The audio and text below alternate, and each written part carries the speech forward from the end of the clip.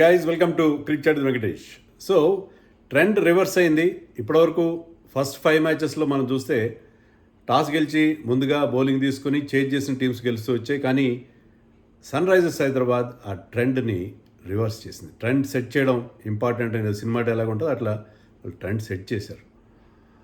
నేను ప్రివ్యూలో కూడా చెప్పాను ఏంటంటే ఈ ఈ ట్రెండ్ కనుక దాన్ని బ్రేక్ చేయగల కెపబిలిటీ ఎవరికి ఉంటుందంటే ఎస్ఆర్హెచ్కి ఉంటుంది. ఎందుకంటే they bat so well and so aggressively.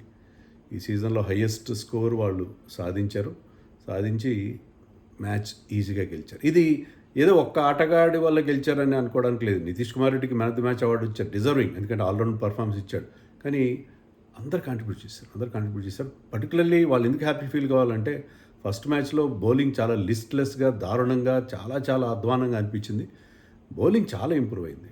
Maybe except David pain మినహాయిస్తే మిగతా అందరూ కూడా చాలా మంచి బౌలింగ్ చేశారు. స్పిన్నర్స్ కానీ పేసర్స్ కానీ they bowled with purpose and it was very satisfying victory for Sunrisers Hyderabad. మరోవైపు కేకేఆర్కి డిసప్పాయింటింగ్, 2 మ్యాచ్లు ఓడిపోవడం, ఇప్పుడు హోమ్ గ్రౌండ్లో కూడా ఓడిపోవడం. అండ్ వాళ్ళ బౌలర్స్ ముఖ్యంగా వరుణ్ చక్రవర్తి ఫామ్ వాళ్ళకి పెద్ద వరీగా మారేట్టుగా ఉంది.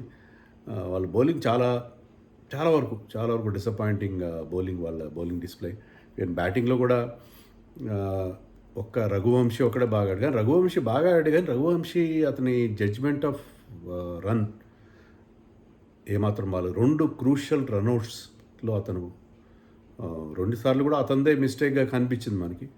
దానివల్ల మ్యాచ్లో వాళ్ళు ఏమాత్రం ఫైట్ ఇవ్వలేకపోయారు. 65 రన్స్ తేడాతో ఓడిపోయారు. 65 runs is huge margin. So సన్ రైజర్స్కి ఏ రకంగా చూసుకున్నా చాలా అంటే చాలా సాటిస్ఫైయింగ్. ఎక్సెప్ట్ మేబీ గ్రౌండ్ ఫీల్డింగ్లో చాలా ఫంబుల్స్ కనిపించినాయి. అది ఒక్కటి మినహాయిస్. ఒక పర్టికులర్ ఓవర్ 9th ఓవర్ కూడా శివం కుమార్ వేసిన ఒక ఓవర్లో 3 మిస్ఫీల్డ్స్ వచ్చినాయి. దాంట్లో ఒక బౌండరీ వచ్చింది, ఒక ఎక్స్ట్రా రన్స్ వచ్చినాయి. శివం కుమార్ డెబ్యూటెంట్ బాగా బౌలింగ్ చేశాడు, కానీ అతని ఫిగర్స్ చూస్తే ఏంటంటే 4 overs 42 runs ఎంతో వచ్చినాయి without a wicket. But he bowled much better then that. He look the part.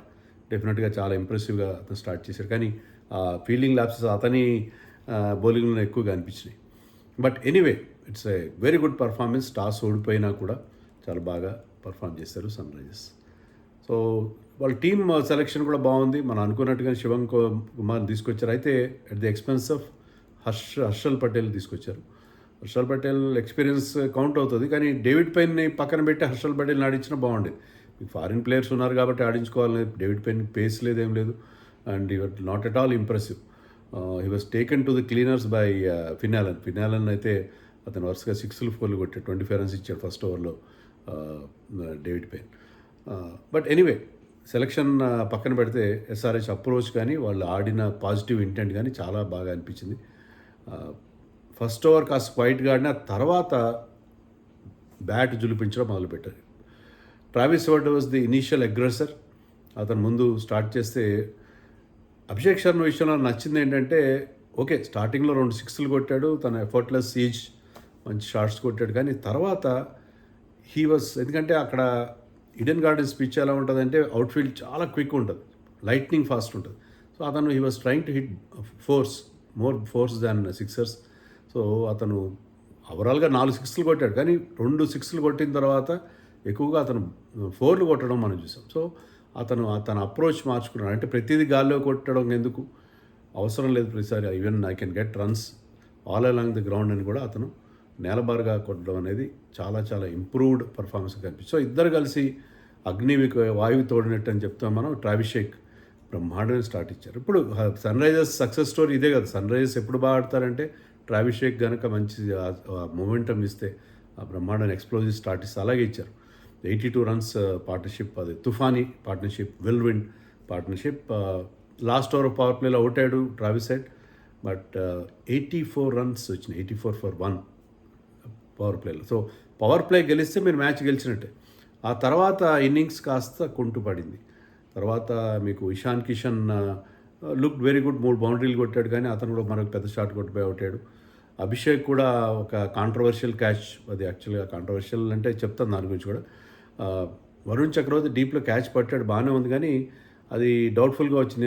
Abhishek was not convinced అది క్యాచ్ కరెక్ట్ కాదని అనుకున్నాడు. బట్ ఏంటంటే అది మీకు 3 యాంగిల్స్, సైడ్ యాంగిల్స్లో చూస్తే ఫింగర్స్ అండర్‌నీత్ ద బాల్ ఉన్నట్టుగా అనిపించింది.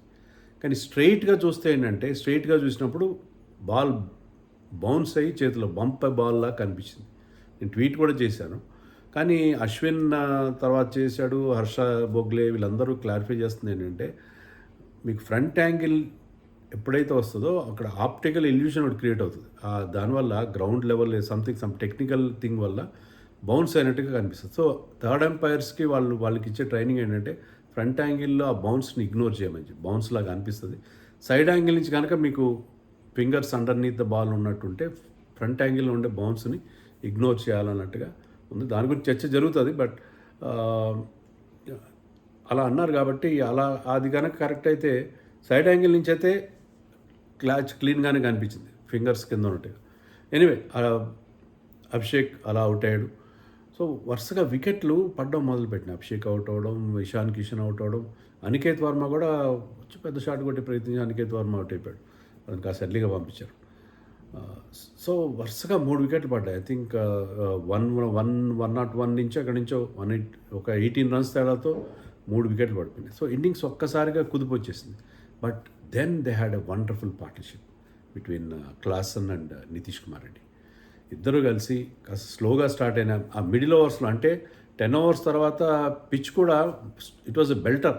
స్టార్టింగ్లో అయితే బ్రహ్మాండంగా కనిపించింది. ఒక స్టేజ్లో ఎస్ఆర్ఎస్ రన్ రేట్ వచ్చి 14, కానీ 10 ఓవర్స్ తర్వాత కాస్త పిచ్ స్లో డౌన్ అయింది. అది డ్యూయల్ పేస్ వికెట్. తర్వాత ఉనాట్కట్ కూడా చెప్పాడు, డ్యూయల్ పేస్ వికెట్ అది. కొన్ని బాల్స్ రైజ్ అవుతున్నాయి, కొన్ని లో అవుతున్నాయి. ఆ పిచ్లో ఆ స్లోనెస్ ఇబ్బంది పెట్టింది. తర్వాత బౌండరీస్ చాలా కొట్టడం కష్టమైంది. బట్ ఏంటంటే వాళ్ళు 15 ఓవర్ దాకా వాళ్ళు ఆ రన్ రేట్ మెయింటైన్ చేస్తూ, అంటే ఆల్రెడీ మీకు బ్రహ్మాండమైన స్టార్ట్ వచ్చింది కాబట్టి మీకు పవర్ ప్లేలో దాన్ని వాళ్ళు స్పాయిల్ చేయకుండా వికెట్స్ చేతిలో పెట్టుకుని they took the game deep. So 15th over తర్వాత వాళ్ళు దే స్టార్టెడ్ టేకింగ్ ఛాన్సెస్. ఇద్దరు కూడా వాళ్ళు అప్పుడు బౌండరీస్ కొట్టడం మొదలుపెట్టారు, బౌండరీస్ కొట్టడం మొదలుపెట్టారు. సో మళ్ళీ ఒక్కసారి మొమెంటం వచ్చింది.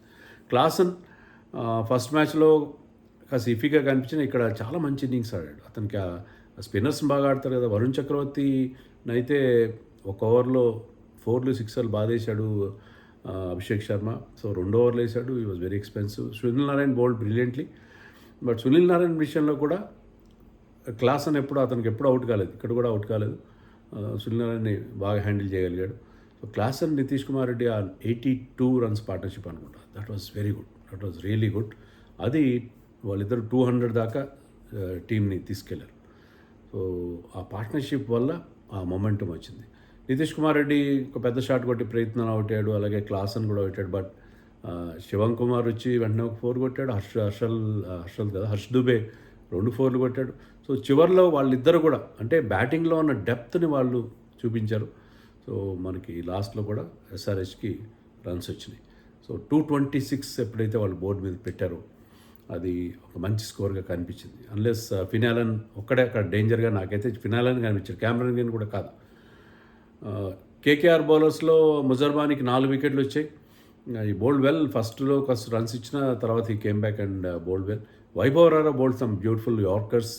ఫస్ట్లో కూడా బాగా వేశాడు వైభవ్ రారా అండ్ ముజర్బానీ మంచి బౌలింగ్ వేశారు. Sunil Narine bowled well. Even Anukul Roy did well, I got a wicket also. But ఓవరాల్గా డిసప్పాయింటింగ్. కొన్ని క్యాచ్లు వదిలేశారు. వరుణ్ చక్రవర్తి ఒక క్యాచ్ వదిలేశాడు. తర్వాత బ్యాటింగ్కి వచ్చి ఫస్ట్ బాల్కే క్లీన్ బౌల్డ్ అయ్యాడు. So Varun Chakravarthy had a total forgettable match. So 226 అయినా కూడా ఫినాలన్ స్టార్ట్ చేసిన తీరు చూస్తే బౌండరీల మీద బౌండరీలు కొట్టాడు. సో అతని స్ట్రైక్ రేట్ అతనితో 26 ఎన్నో రన్స్ చేశాడు అంతే. ఒక ఓవర్లోనే 24 రన్స్ కొట్టాడు. ఇంకా 28 కొట్టాడు. కానీ అతని strike rate 400. So he was dealing in బౌండరీల భాషలో మాట్లాడడం మొదలుపెట్టాడు. సో అతను ఆడిన తీరు చూస్తే, but it is a master stroke. Payne ఓవర్లో విపరీతంగా రన్స్ ఇచ్చేయడం. తర్వాత 3rd ఓవర్కి హర్ష్ దూబేని తీసుకొచ్చాడు Ishan Kishan. That was a very good decision. Harsh Dubey కూడా కొన్ని రన్స్ ఇచ్చిన he got a brilliant caught and bowled thing. Catch కూడా చాలా బాగా పట్టుకున్నాడు. దాంతో ఏంటంటే ఫినాలన్ ఛాలెంజ్ని ఫినిష్ చేసేసరికి మళ్ళీ హోప్స్ వచ్చినాయి.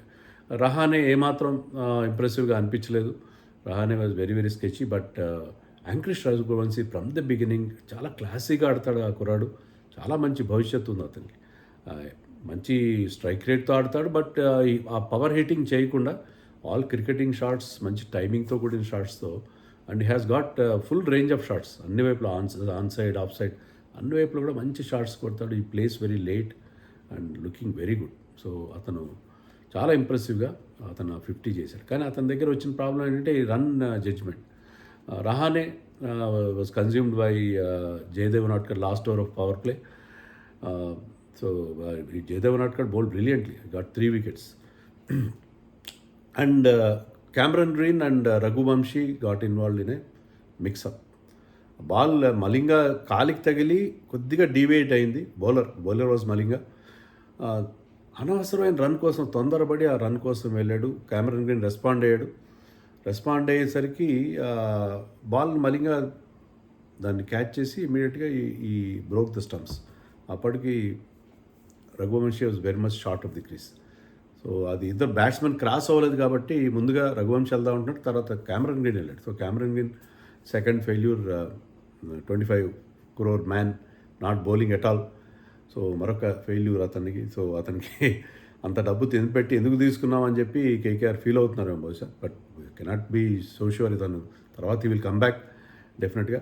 But Raghuvanshi judgement of runs చాలా ఘోరంగా మనకు కనిపించింది. తర్వాత he had a good partnership with Rinku Singh also look very good. 35 runs చేశాడు. కానీ మరొక రన్అవుట్, దాంట్లో మరొక మిక్సప్లో వాళ్ళు ఇన్వాల్వ్ అయ్యారు. ఈసారి కూడా రఘువంశీదే మిస్టేక్ అది.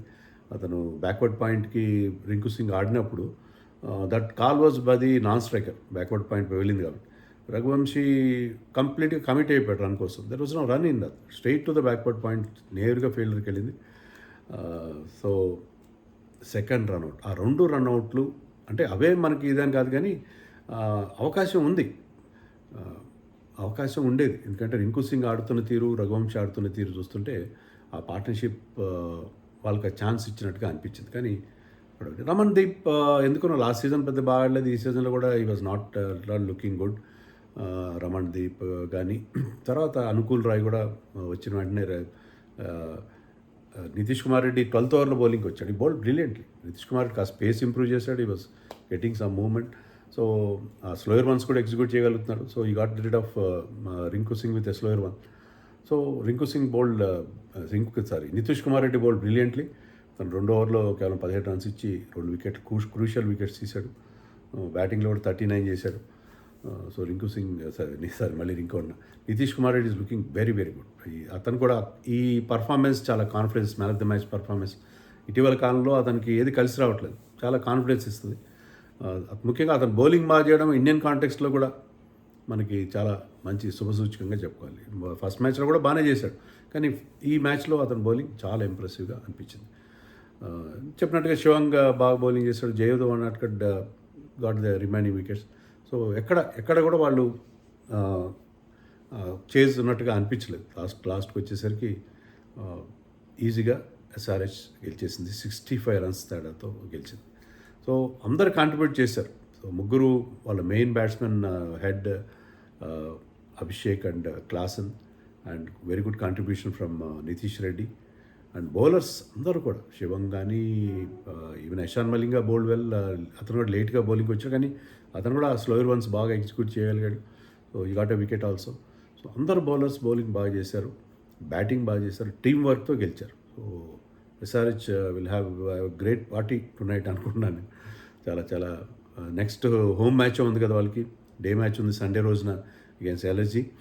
సో ఒక మంచి మూడ్తో హోమ్కి వస్తున్నారు SRH team. KKR has lot of things to improve.